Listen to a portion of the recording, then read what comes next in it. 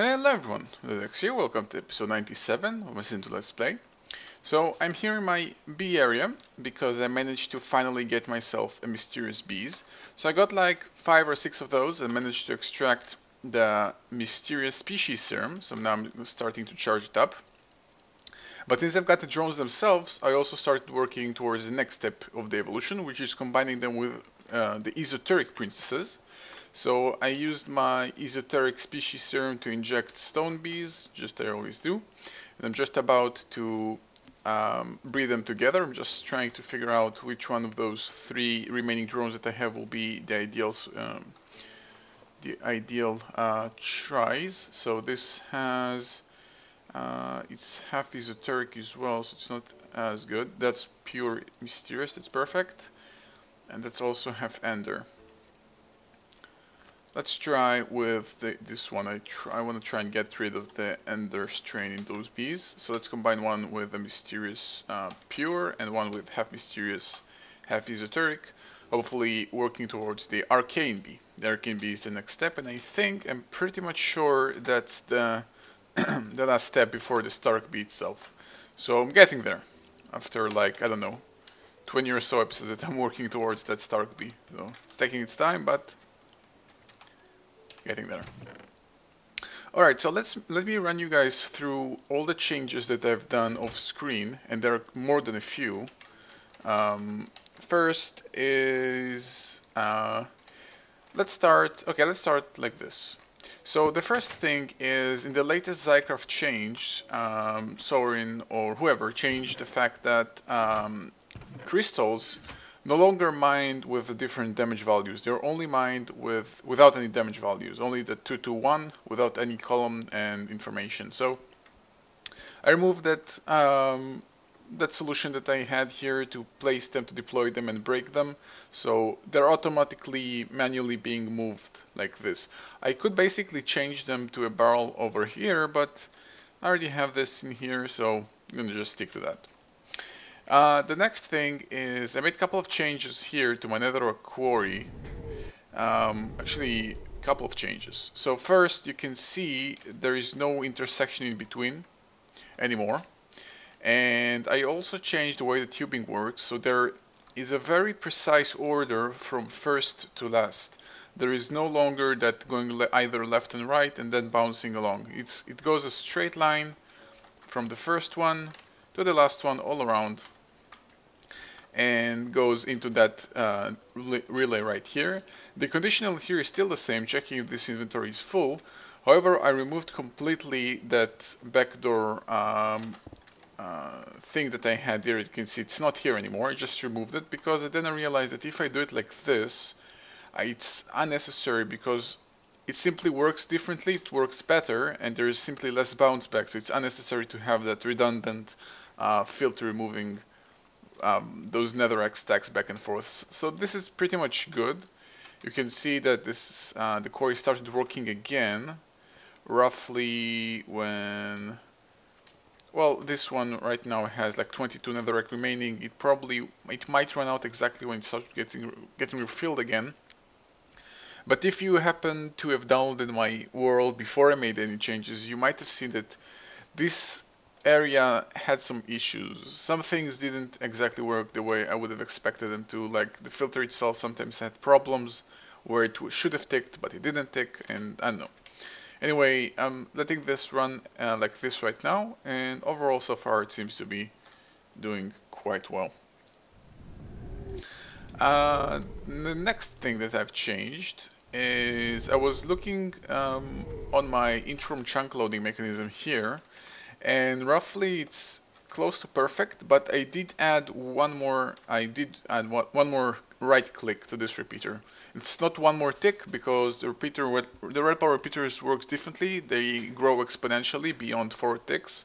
So I think it goes to 1, 2, 3, 4, and then 8, 16, 32, 64, and 128. So they grow exponentially every time you add something.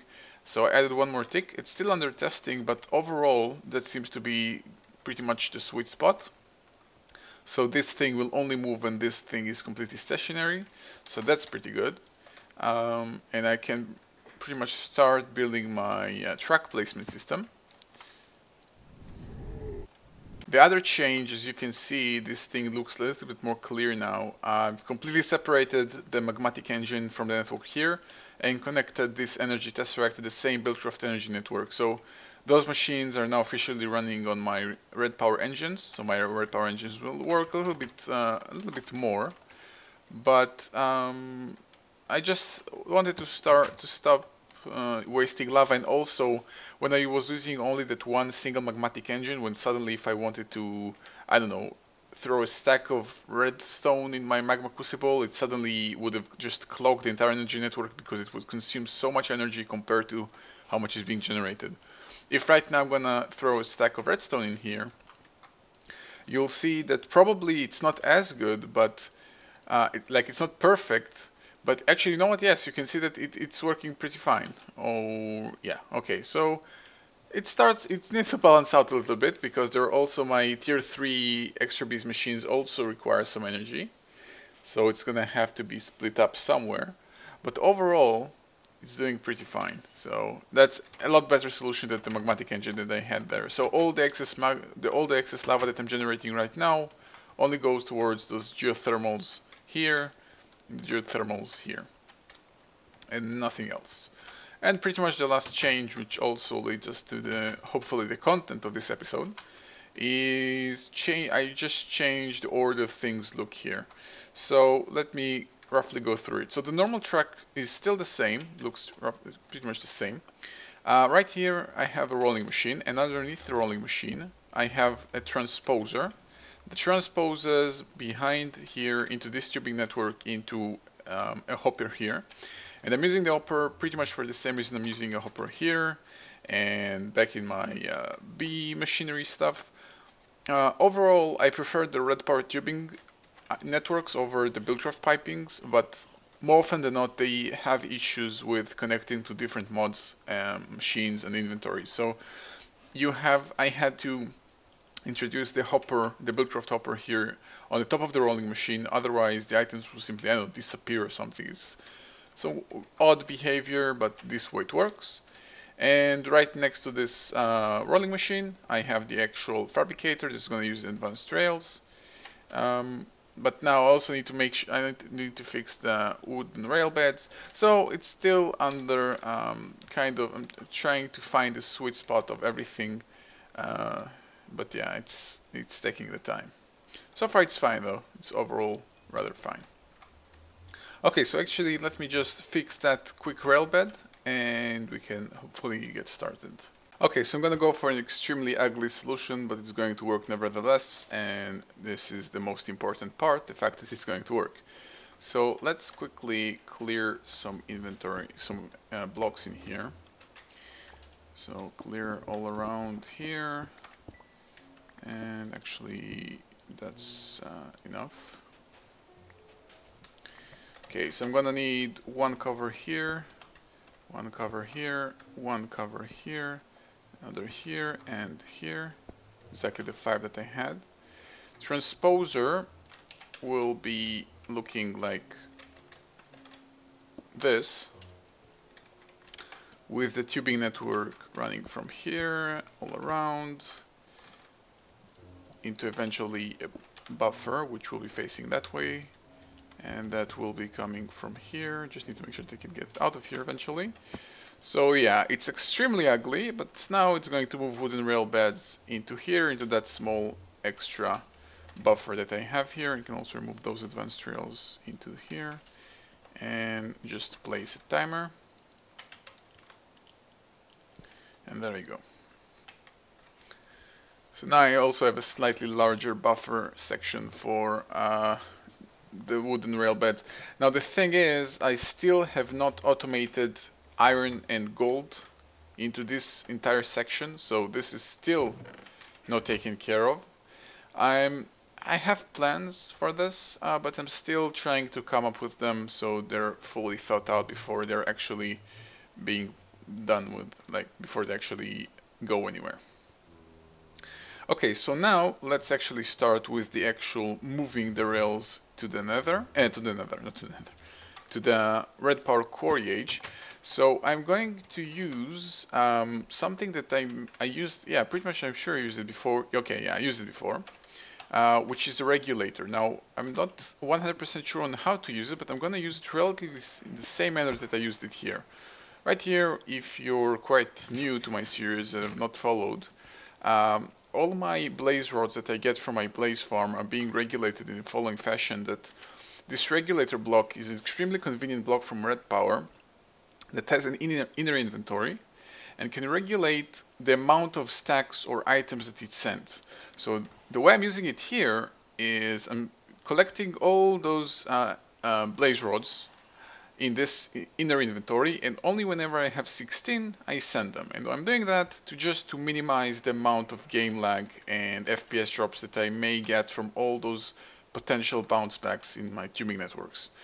So that's one use of it, to minimize the amount of items flowing through a tubing network. But the other use of it is also to send only specific amounts of items in a synchronized amounts. And hopefully I'm going to be able to explain it more properly when I actually build this. So I'm going to need more filters. So, okay, you know what, let me just build everything that I need and we can get started. Okay, so there we go. I'm creating my regulator using red dot wafers, item detector, brass ingots, 2 buffers, and some wood, which gives me the regulator that I'm looking for. And I can hopefully start doing that. Now, regulator doesn't require electricity, but it is kind of logically, it might be a little bit complicated to understand. And also, to be honest, just the first time for me using it like this. So I may have a problem as well. Okay, so the plan here, right here I have tracks, and right here, and right here I have booster tracks. And I plan on placing them in my red power query world in a way that basically on every 8th track, there will be a booster track. So basically there will be 7 normal tracks, a booster track, 7 tracks, a booster track, and so on. And since I'm going to move everything in one ender chest, and this is my plan, I probably may change it in the future, but for now I'm going to use only one ender chest network, and I want to make sure that it doesn't get clogged with one type of track. And this is basically the entire idea of using this. So those 2 filters will tick into a buffer. Now obviously I'm going to use the same property of a buffer, that it has different inventory faces for basically different inventory for every face.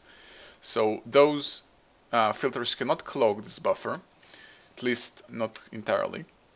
So let's stick those. Let's just place this like here, and I'm probably gonna need some alloy wire. And on tangent, woohoo! Got my arcane bees. And those arcane bees are pretty much the next step of the evolution towards the Stark bee. Let's try inbreeding them. Hopefully they will not yield some old bees, but eventually, in theory, that's the way to go. I still have a remnant princess, ender princess, and this. I can try and get another set of those arcane bees. But overall, I think that's the second half that I was missing towards the Stark bee. So once I can assure that I have those species stored in a serum form, I can get my Stark bee. The sun is going down.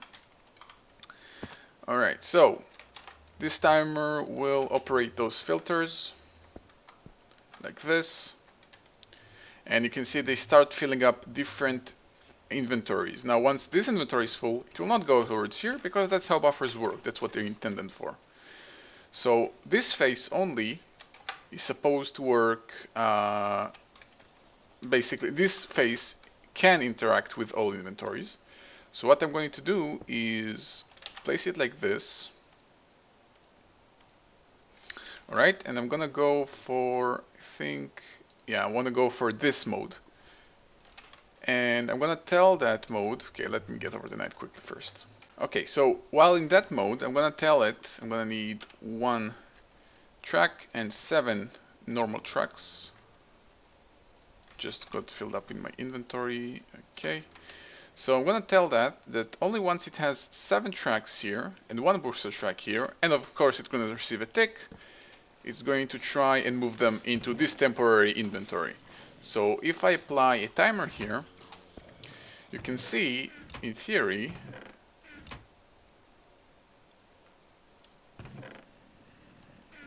okay, now I'm starting to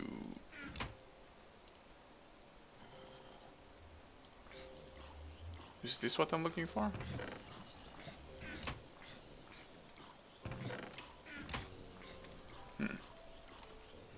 Okay, so after a little bit of playing with it, I realized what I was doing wrong, pretty much. The fact that the regulator has a buffer in its crafting recipe can already hint that you don't need an additional buffer. So the regulator first needs to be directly connected to a tube, not an inventory. At least the input source. It cannot be an inventory, it doesn't work that way, it needs to be connected to a tube. So I said I told this regulator basically to only accept the ratio of 7:1 booster tracks and tracks and replace those filters with transposers. Now the thing about it is every time the ratio will be met, that 1:7 ratio will be met, the regulator will automatically push those items into the adjacent inventory like this. And you can see, I just saw one booster tracks being moved. However, once the inventory of that booster track is taken, no more booster tracks can be pulled.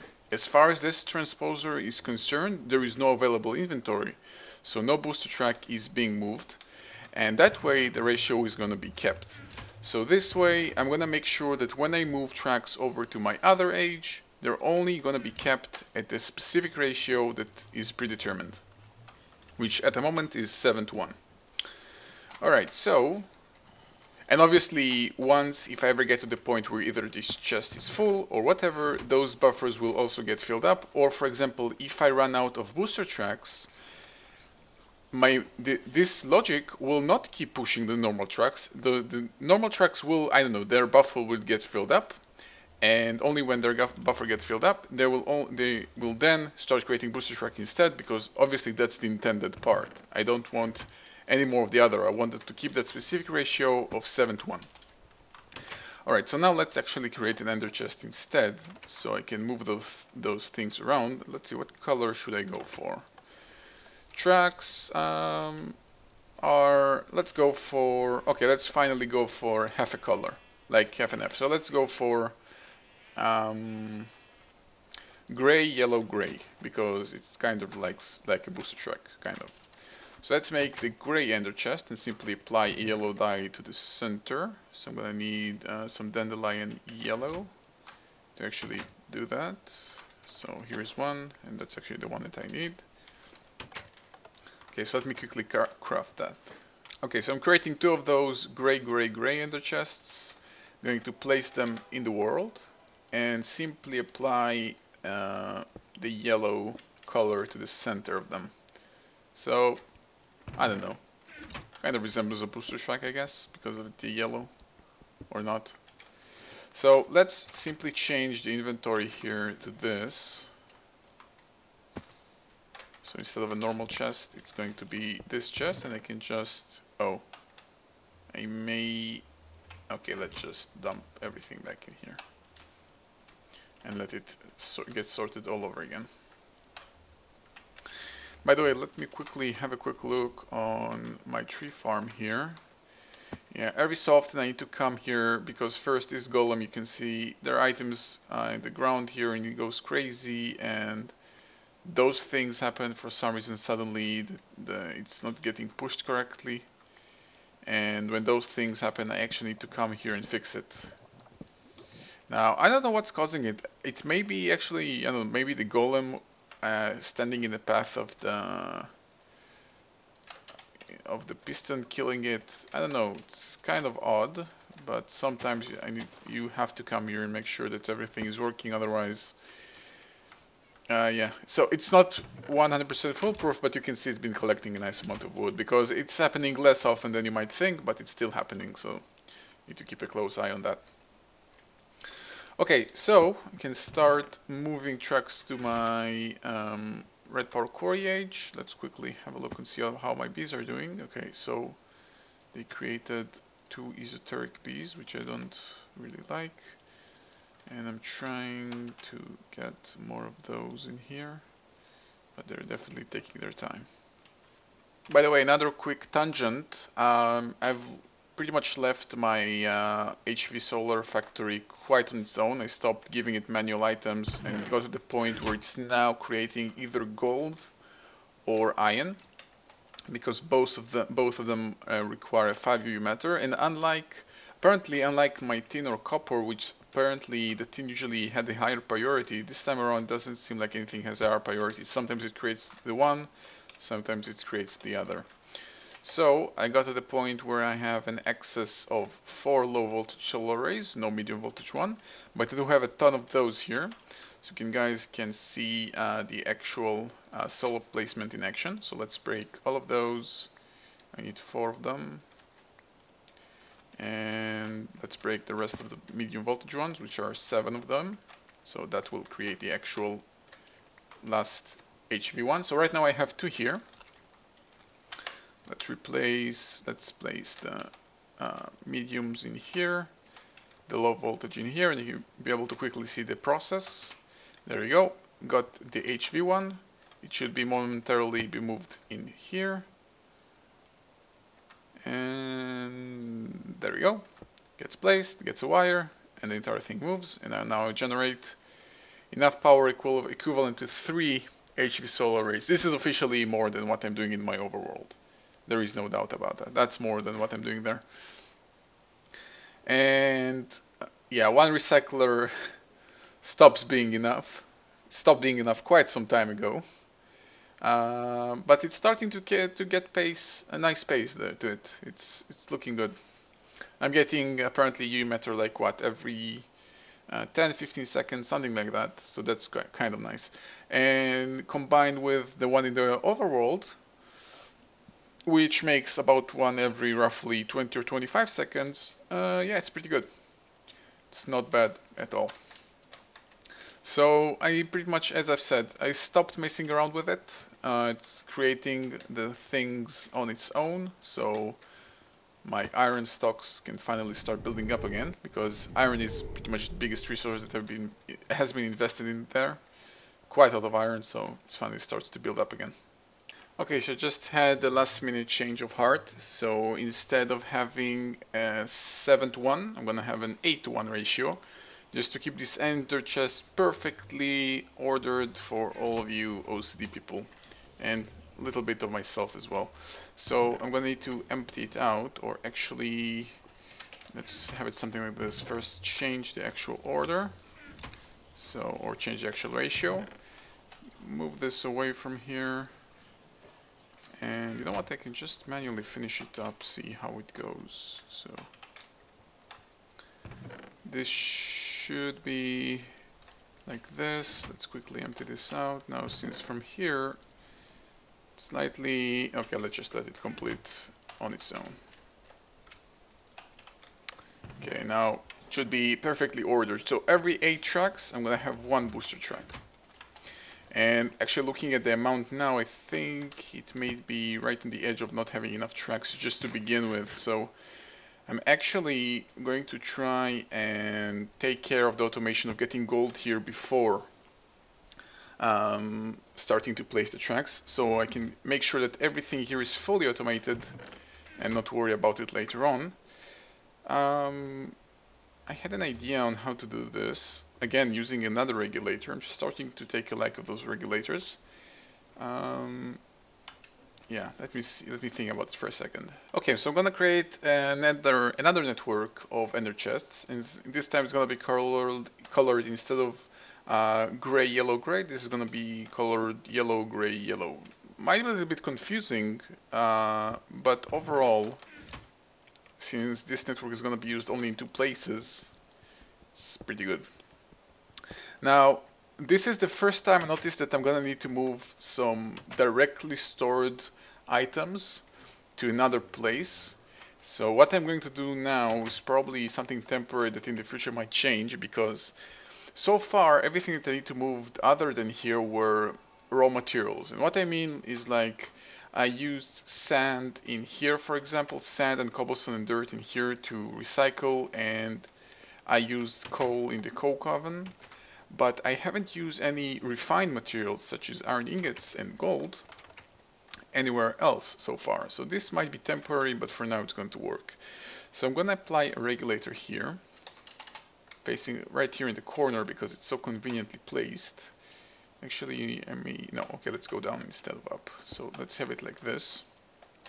And let me quickly figure out the perfect ratio that I need to go for. Okay, so some math later. The ratio that we need to go for is...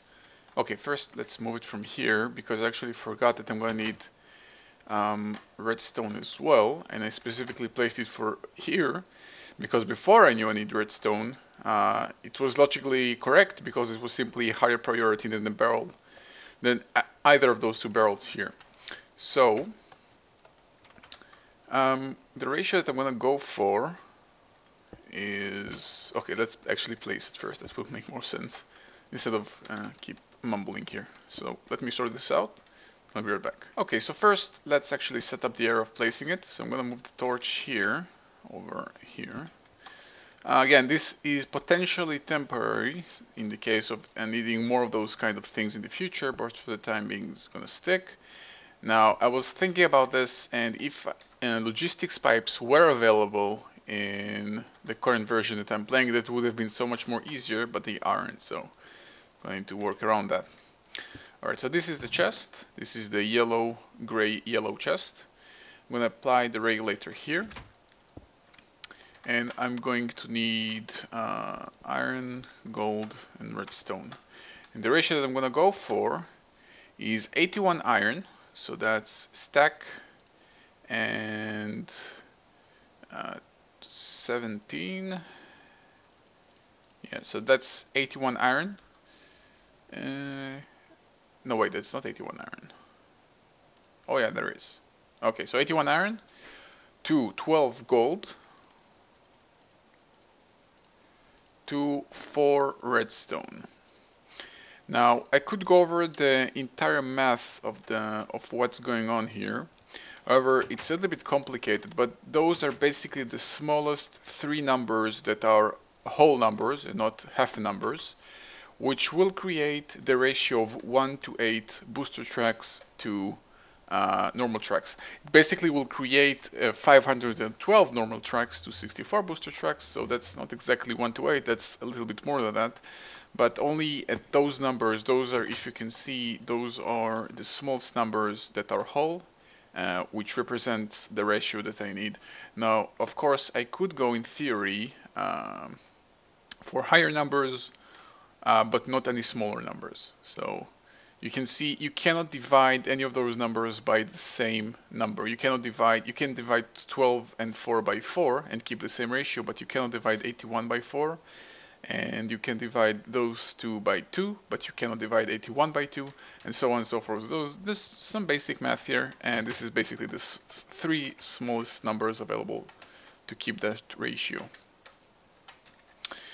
Okay, so let's quickly also make sure that I do also have everything available to me. So let's replace that chest with this chest, which means now this rolling machine will have iron available, and this rolling machine will have the standard rail coming from here, the gold, and the rest available from here. So that new setup that I've changed before this episode also makes sure that I can only have to use one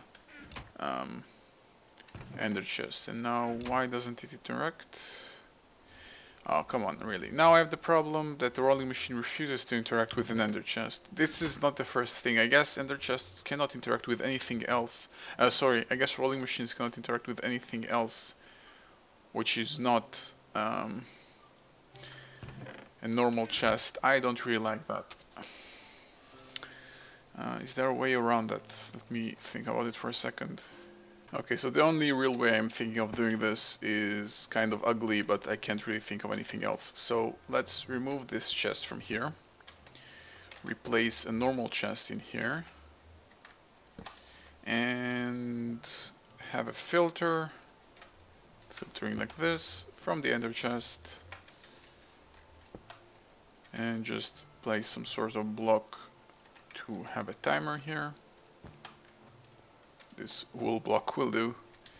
And now to start creating, This is kind of annoying because mostly because I don't understand why are the rolling machines designed to only work with normal chests and not any type of inventory. Like, what's the reasoning behind it? I don't know if it's intended or unintended, but that's the way it is. So for the time being, this is gonna have to work. Using the filter may accidentally break the stacking mechanism, like the ratio mechanism, because of the different stacking and how it works. But overall, I think for the time being I can conclude this is fully automated and operational until it will break again. Now obviously, if you look closely into the logic, you'll see some issues. For example, that the normal tracks will have a higher priority than the booster tracks, or the other way around actually. But that's not something that I control, and simply because of the way everything has its own ratio, simply whenever one will have its buffer full, the other will start working. Okay, so I actually did not manage to start creating the track placement so far in that episode, and probably, yeah, not have so much time remaining, so for the time being I'm just gonna continue working on the bees, hopefully try and get the arcane ones. So far I got myself 3 arcane drones, and then suddenly the arcane queen died and gave off some esoteric offspring for some odd reason instead of arcane offspring. So I guess there was some passive esoteric stranging and simply suddenly decided to show up. So for the time being, there is no track placement, but hopefully beginning of the new episode, since everything is automated to that point, where the only thing left remaining to do is just to place the tracks, we can get started. So you can see now, when we're using this new 1:8 ratio, this looks nicer. So whenever this will be full, I'm gonna have a whole other row, and then it will look even nicer. Yeah, apparently the booster track will have a priority in crafting. So only once this is full, the other one will get filled up as well. However, why is it not creating anything? It should have redstone. Oh, I need redstone here. Okay, so starting to have some things here. Let's fix that before ending the episode. So first, turn this off.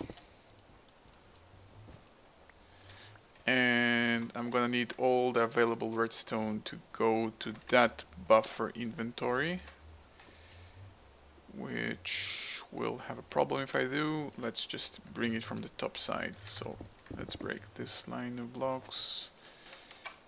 Probably using a shovel will be faster.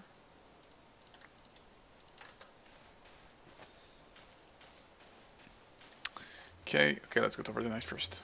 Okay, so this is starting to be kind of ugly, but there is no other way around it really. So let's have, let's change some things here. So this will only filter out iron and gold. It will not filter out redstone. This will filter out redstone. And this TU-big network will go over here. Now it's going to need to be separated. So let's have one here, and that should be taking care of it. So this will be looking like this. Obviously I'm going to need a timer here, but that can wait a second. So let's just fix this quickly. So let's take all the redstone from here. Okay, let's break this. Take all the redstone because it doesn't make sense here. And replace the filter.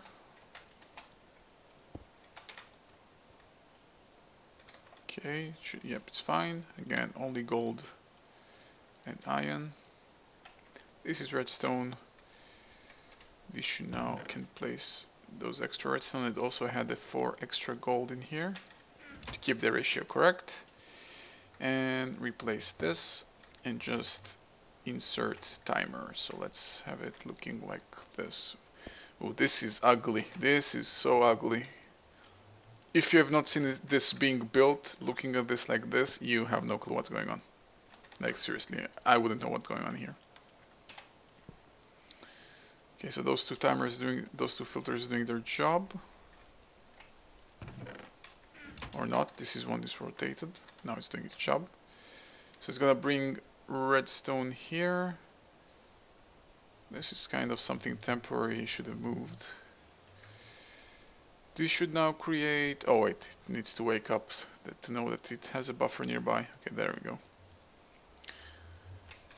And yeah, everything seems to be working in order. Hopefully, if there are any more problems like this, I'm gonna just catch them off screen. Alright, so as always, thank you guys for watching. See you guys next time.